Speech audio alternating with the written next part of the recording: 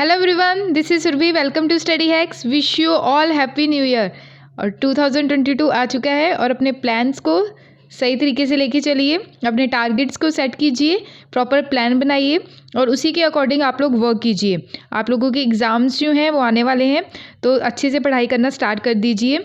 Resolution जो है, क्या क्या रेजोल्यूशंस लिए हैं आपने न्यू ईयर पे, वो भी कमेंट बॉक्स में ज़रूर शेयर कीजिएगा।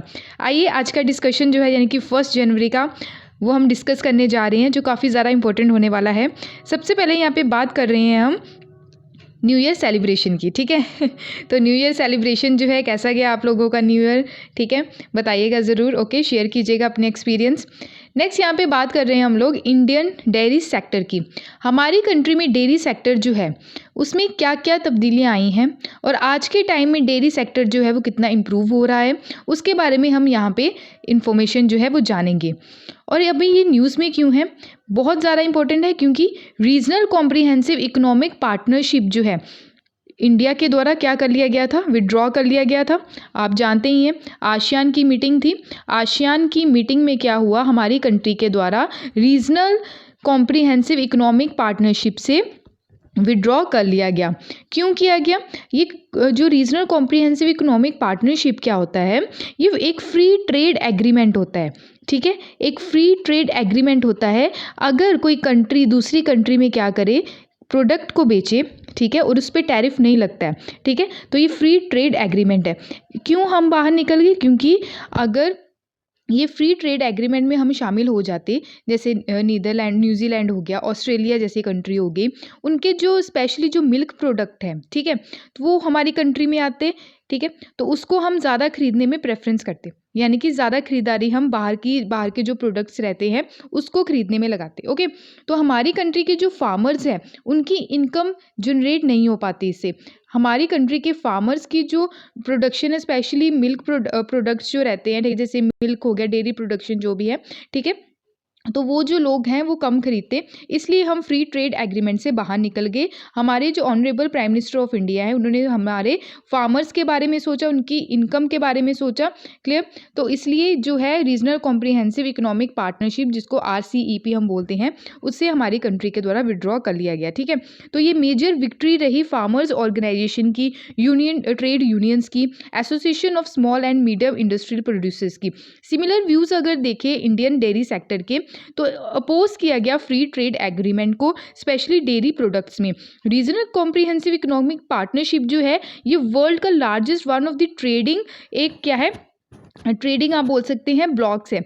तो साइन किया गया था ये किन किन कंट्रीज़ के बिटवीन, 15 कंट्रीज़ के बिटवीन इसको साइन किया गया था, रीजनल कॉम्प्रिहेंसिव इकोनॉमिक पार्टनरशिप को। तो वो कंट्रीज़ कौन कौन सी थी? वो थी China, Japan, south Korea, Australia, New Zealand and 10 जो है आसियान के ग्रुप। आसियान के बारे में हम डिटेल में जानेंगे, उससे पहले हम रीजनल कॉम्प्रिहेंसिव इकोनॉमिक पार्टनरशिप के बारे में जान लेते हैं। देखिए, आसियान +6 कंट्रीज़ थी पहले, ठीक है, यानी कि टोटल पहले 16 कंट्रीज़ थी रीजनल कॉम्प्रिहेंसिव इकोनॉमिक पार्टनरशिप में। इंडिया के विड्रॉ होने के बाद अभी टोटल कितनी रह गई हैं? यहाँ पे 15 कंट्री रह गई हैं। याद रखिएगा, आसियान +5 कंट्रीज़ मिलके क्या बनाती है? रीजनल कॉम्प्रिहेंसिव इकोनॉमिक पार्टनरशिप, ठीक है। मेन ऑब्जेक्टिव क्या है इसका, कि हमने रीजनल वैल्यू चेन को स्ट्रेंथ करना है, ठीक है, और साथ ही साथ यूज़र जो है फ्रेंडली एंड इजी फंक्शनिंग हो सके। ओके, तो कॉम्प्रिहेंसिव जो क्वालिटी है वो चीज़ें लेके चलना, ठीक है। तो ये कवर सारी चीज़ें जो है इसमें मेन ऑब्जेक्टिव जो है वो कवर किए गए हैं। साथ ही साथ और पॉइंट्स हम देख लेते हैं, जैसे एलिमिनेट करना, रिडक्शन जो हो रहा है, स्पेशली इम्पोर्ट जो ड्यूटीज़ है, ठीक है, यानी कि जो टैरिफ लगता है एक कंट्री, जैसे हमारी कंट्री का प्रोडक्ट जो है ऑस्ट्रेलिया कंट्री में जा रहा है, ठीक है, डेयरी प्रोडक्ट, तो क्या होगा, ऑस्ट्रेलिया क्या करेगी, उस पर टैरिफ लगाएगी, ठीक है। जैसे हमने क्या किया अभी हाल ही में ही, चाइना के जो प्रोडक्ट्स हैं, 5 ऐसे प्रोडक्ट्स हैं चाइना के जो जिसके ऊपर हमारी कंट्री के द्वारा एंटी डंपिंग ड्यूटी लगाई गई है, ठीक है, टोटल 5 ईयर्स के लिए, वैसे आप समझ सकते हैं, ठीक है। तो ये रीजनल कॉम्प्रिहेंसिव इकोनॉमिक पार्टनरशिप जो है ये एलिमिनेट करती है, रिडक्शन करती है, स्पेशली जो इम्पोर्ट ड्यूटीज़ हैं, ठीक है, साथ ही साथ प्रमोट करती है फैसिलिटी प्रोटेक्शन एंड इन्वेस्टमेंट जो है लिबरलाइजेशन करने का यहाँ पे काम करती है, प्रोडक्ट का प्रोटेक्ट करती है इंटेलेक्चुअल प्रॉपर्टी राइट्स जो हैं, फैसिलिटेट करती है स्पेशली ई कॉमर्स को, इकोनॉमिक एंड टेक्निकल कॉर्पोरेशन जो है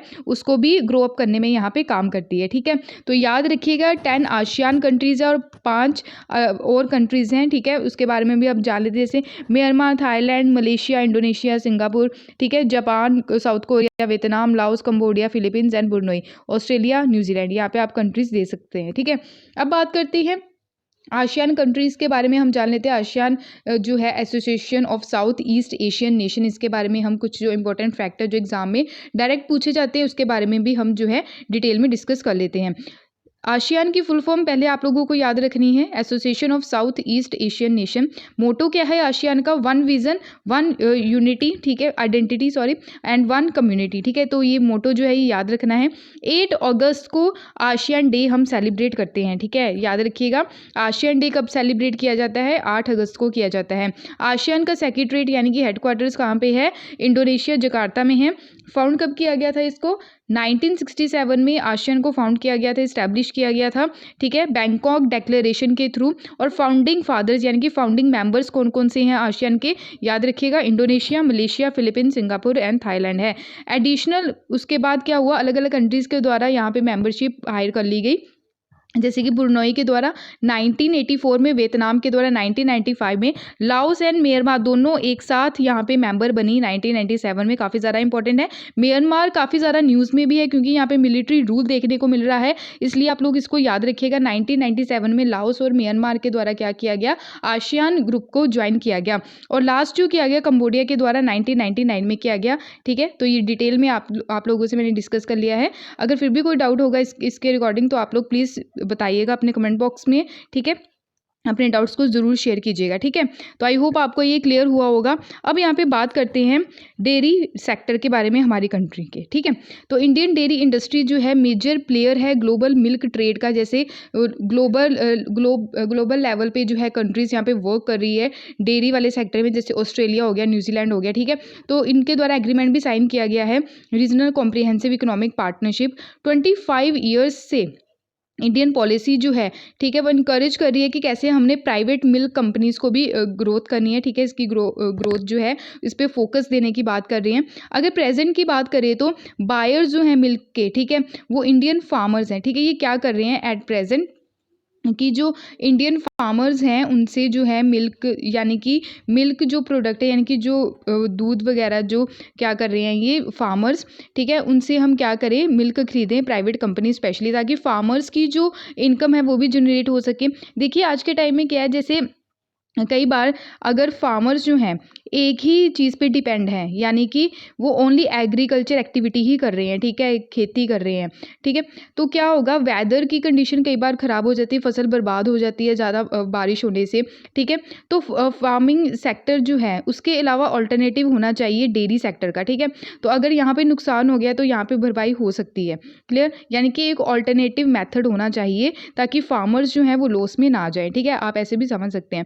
रीज़न जो है टैरिफ का फॉरेन डेयरी प्रोडक्ट का हमारे इंडिया में लगाया गया अबाउट 35%। ठीक है, ताकि हमारे जो फार्मर्स हैं उनको ज़्यादा इंपॉर्टेंस दी जाए। ठीक है, बाउंड टैरिफ की अगर बात करें, fallen to zero if India sign regional comprehensive economic partnership. ठीक है, अगर टैरिफ हम नहीं, या अगर हम रीजनल कॉम्प्रिहेंसिव इकोनॉमिक पार्टनरशिप को साइन कर लेते इन केस, तो जो टैरिफ है बिल्कुल ज़ीरो लगता है। ठीक है, अनदर कंट्री के प्रोडक्ट पे। क्लियर, तो बात यहाँ पे की जा रही है कि हमने कैसे जो मिल्क जो प्रोडक्ट है वो न्यूजीलैंड से जो हम खरीदते हैं, ऑस्ट्रेलिया से जो खरीदते हैं, उस पर क्या लगा रहे हैं? हम टैरिफ लगा रहे हैं ताकि हमारे इंडियन फार्मर्स जो हैं उन पे फोकस किया जा सके। क्लियर, इंडिया जो है was in the opposition of the agreement. ठीक है, यानी कि रीजनल कॉम्प्रिहेंसिव इकोनॉमिक पार्टनरशिप से हम क्या हुए? बाहर निकल गए। ठीक है, अकॉर्डिंग टू नीति आयोग के अकॉर्डिंग देखें तो नीति आयोग की फुल फॉर्म याद रखिएगा, नेशनल इंस्टीट्यूट ट्रांसफॉर्मिंग इंडिया। ये पूछी भी गई है। ठीक है, EPFO के एग्जाम में ये आई थी।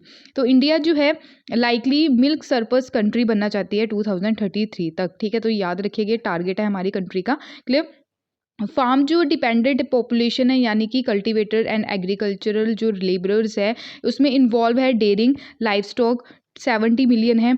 मोर ओवर अगर वर्क फोर्स देखें इस डेयरी सेक्टर में तो 7.7 मिलियन है, ठीक है। अगर कैटल्स बफेलो की बात करें तो 69% अगर देखें इसमें तो फीमेल वर्कर्स यहाँ पे काम करती है डेयरी सेक्टर में, ठीक है। तो लाइव स्टॉक अगर सेक्टर देखें, लाइव स्टॉक सेक्टर यानी कि जो भैंस वगैरह या काऊ वगैरह पालते हैं, ओके, तो उसमें कॉन्ट्रीब्यूट हो रहा है ओनली 28% 2019-20 के हिसाब से बात करें तो। There is no official and periodically estimate, यानी कि कोई भी ऑफिशियल एंड पीरियोडिकली एस्टिमेट नहीं लगाया गया है कॉस्ट ऑफ प्रोडक्शन की, और मिनिमम सपोर्ट प्राइस यानी कि एमएसपी में भी मिल्क को रखा नहीं गया है, ठीक है। तो ये चीज़ भी आप लोगों ने याद रखनी है। इसके अलावा देखिए तो मिल्क की बात हो रही है तो वाइट रेवोल्यूशन भी आया था, कब आया था? 1970 में, काफ़ी ज़्यादा इंपॉर्टेंट है, ठीक है। फादर ऑफ वाइट रेवोल्यूशन किसको बोला जाता है? डॉक्टर वर्गीस कुरियन को। ये अभी न्यूज़ में भी थे, ठीक है। क्यों थे? क्योंकि इनकी अभी बर्थ एनिवर्सरी देखने को मिली। तो वाइट रेवोल्यूशन, ठीक है, कब आया? 1970 में आया, और ऑपरेशन फ्लड भी इसको बोला जाता है, ठीक है। तो ये चीज़ भी आप लोगों ने याद रखनी है। ऑपरेशन फ्लड किससे रिलेटेड है? ये वाइट रेवोल्यूशन से रिलेटेड है, ठीक है। तो अंडर अगर देखिए तो इसमें इंपॉर्टेंट इंस्टीट्यूशंस इस्टेब्लिश किए गए जब वाइट रेवोल्यूशन आया। Gujarat cooperative milk marketing federation limited, national dairy development board, और साथ ही साथ जो रेवोल्यूशन आया स्पेशली मिल्क प्रोड्यूसर कोऑपरेटिव्स पे ज़्यादा फोकस किया गया था, ठीक है, वर्गीस कुरियन जी के द्वारा। और रोल जो है, मेजर रोल यहाँ पे निभाया गया ड्यूरिंग ऑपरेशन फ्लड, ठीक है, ताकि हम फार्मर्स की जो स्पेशली डेयरी सेक्टर में कैसे हमने ग्रोथ जो है वो बढ़ानी है, ठीक है, इनकम कैसे जनरेट करनी है।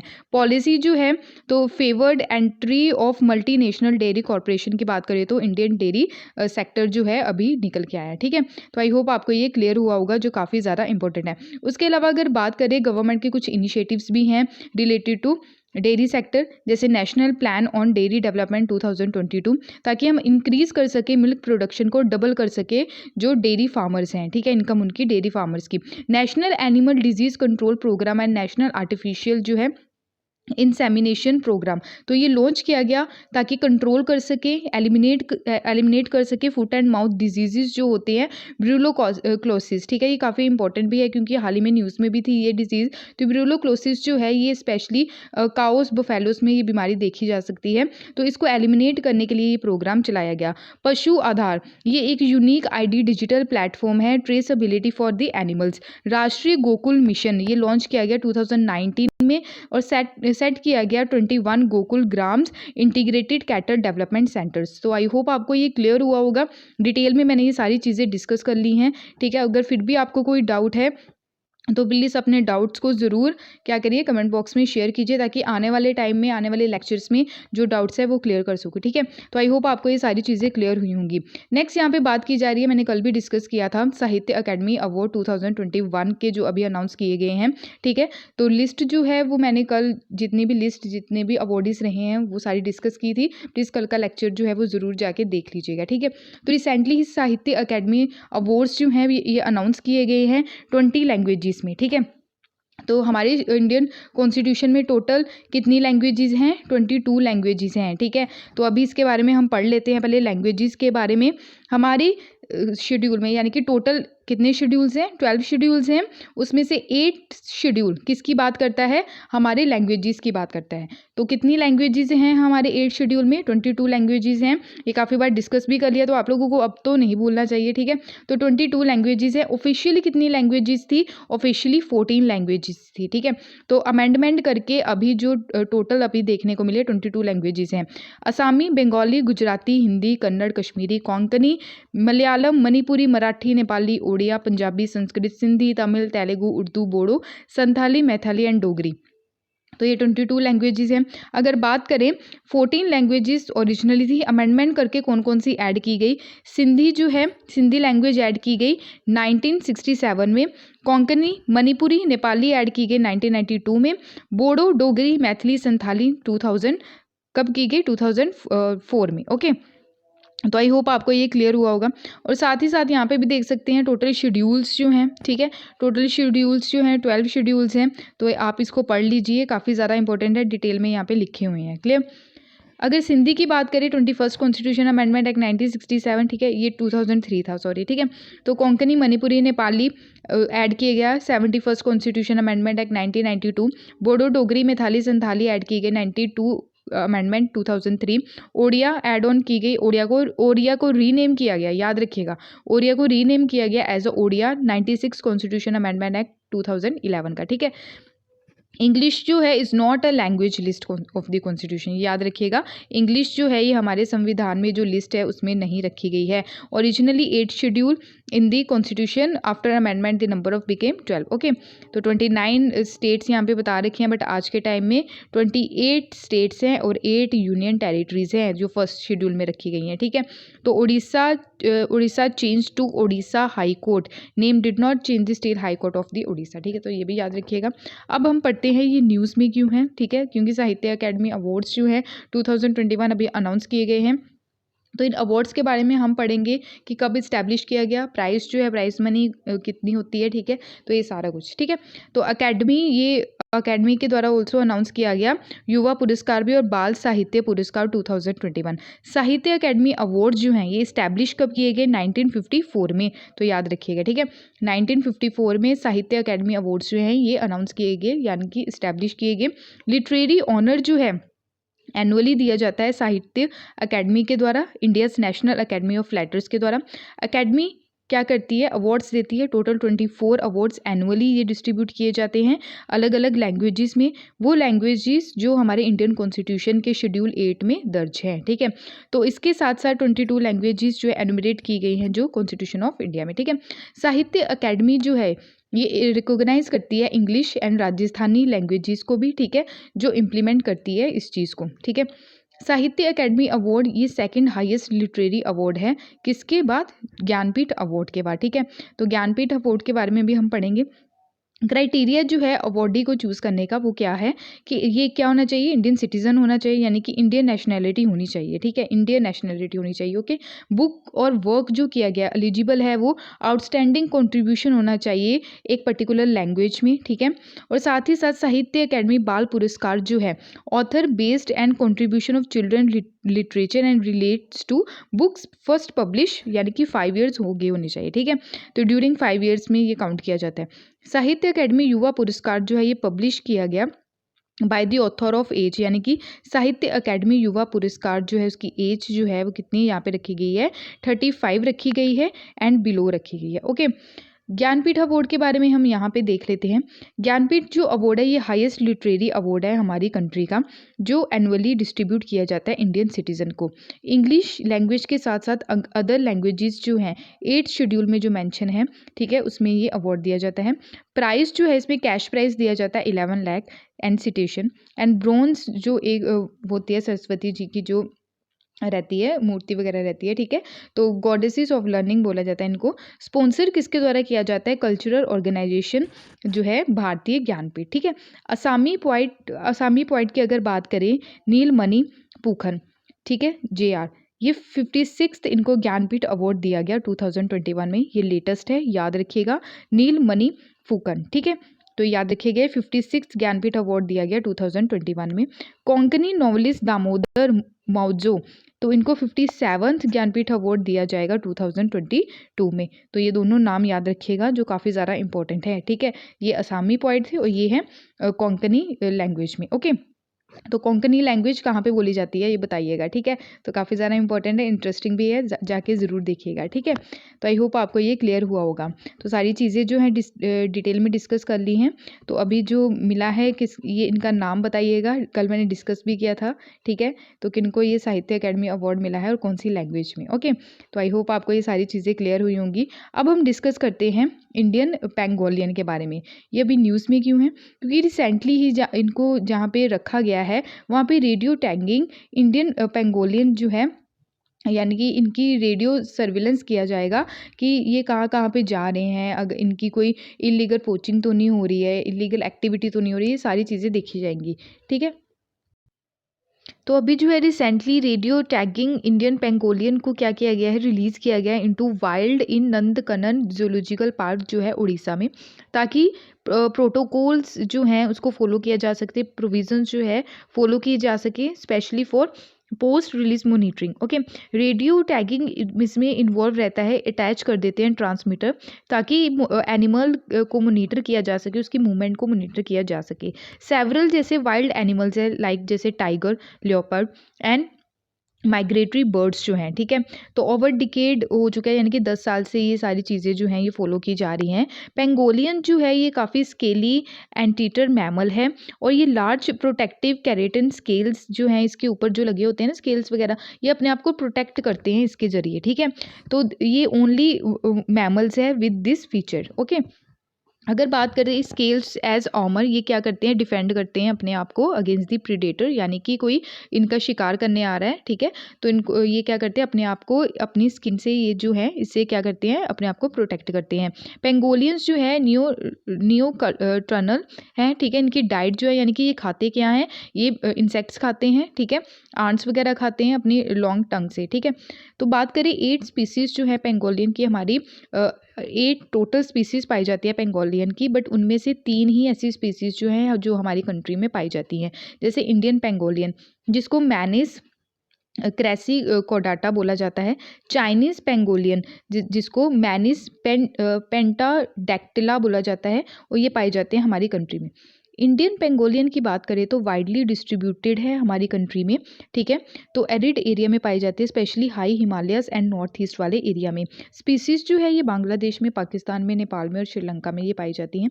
चाइनीज़ पेंगोलियन की बात करें तो हिमालय फुट हिल्स में पाई जाती है, स्पेशली नेपाल वाला area, Bhutan, northern India, north east Bangladesh and southern China में, ओके। थ्रेट क्या है, यानी कि खतरा क्या है पेंगोलियंस को हमारी कंट्री में, इनकी हंटिंग की जाती है, शिकार किया जाता है, पॉचिंग की जाती है, लोकल कंजप्टिव यूज़ के लिए, स्पेशली प्रोटीन के सोर्स के लिए काफ़ी ज़्यादा इंपॉर्टेंट माना जाता है, इसकी हंटिंग शिकार किया जाता है, ट्रेडिशनल मेडिसिन के लिए इसको यूज़ किया जाता है, ठीक है। तो इंटरनेशनल ट्रेड जो है वो भी किया जाता है मीट के लिए, specially east and south east Asian countries में, पर्टिकुलरली चाइना और वियतनाम में, ठीक है। माना जाता है कि ये वर्ल्ड मोस्ट ट्रैफिक्ड मैमल है, ठीक है। कंजर्वेशन स्टेटस की बात करें तो वाइल्ड लाइफ प्रोटेक्शन एक्ट 1972 में शेड्यूल फर्स्ट में रखा गया है। IUCN की रेड लिस्ट में एंडेंजर कैटेगरी में रखा गया है। चाइनीज़ पेंगोलियन जो है ये क्रिटिकली एंडेंजर्ड है, सिटीज़ की अपेंडिक्स फर्स्ट में इसको रखा गया है, ठीक है। तो आई होप आपको ये क्लियर हुआ होगा। अब बात करते हैं नंदगन जूलॉजिकल पार्क, जो भी इसी के रिगार्डिंग न्यूज़ में है।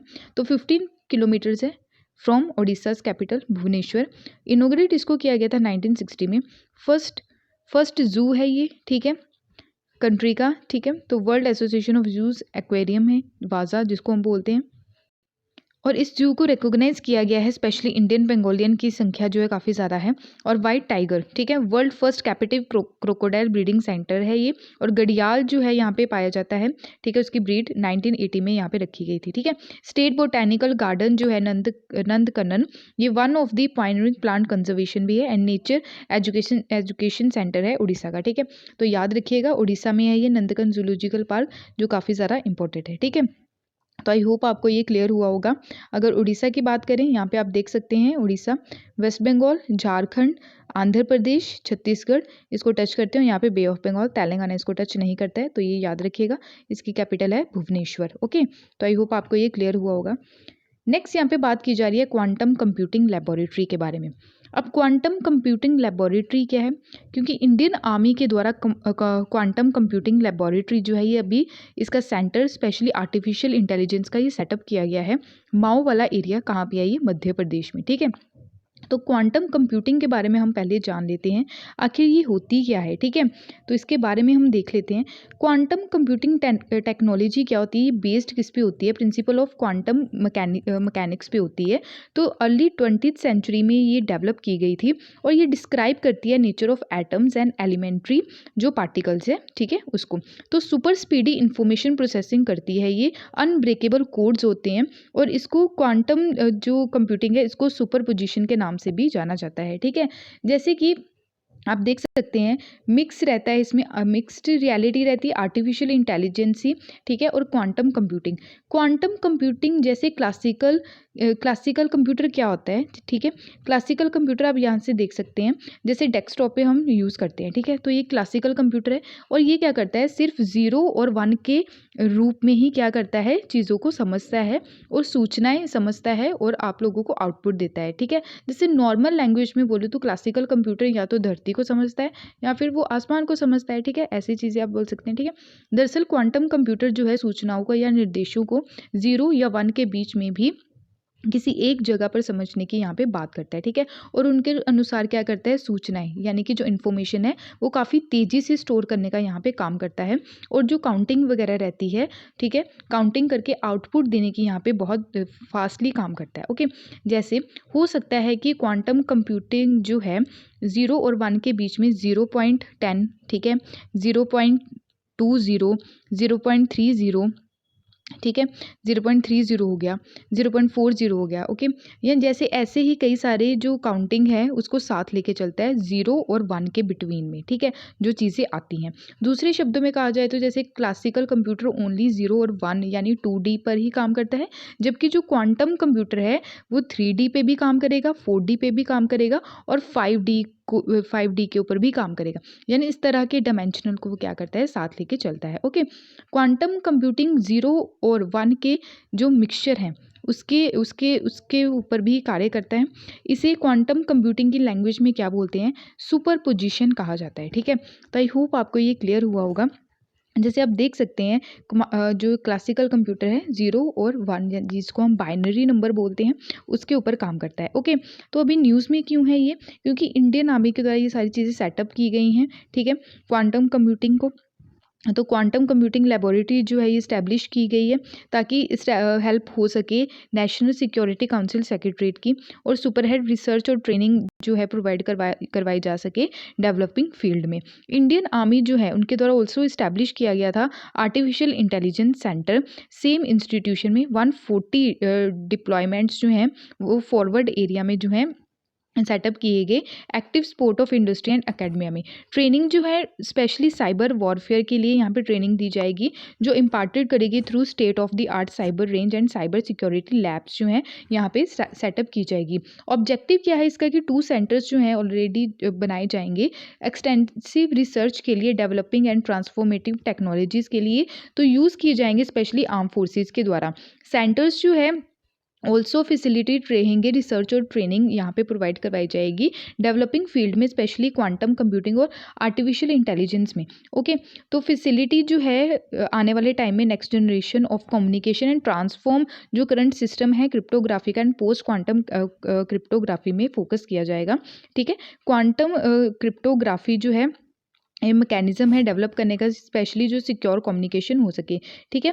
तो ये याद रखिएगा क्वांटम कंप्यूटर्स जो हैं ये एबल रहेंगे mimic several classical computers working जो पैरेलल में काम कर रहे हैं, ठीक है। उसके अलावा जो है फास्ट काम करने की यहाँ पे कोशिश की जाएगी क्वांटम कंप्यूटिंग के थ्रू, ओके।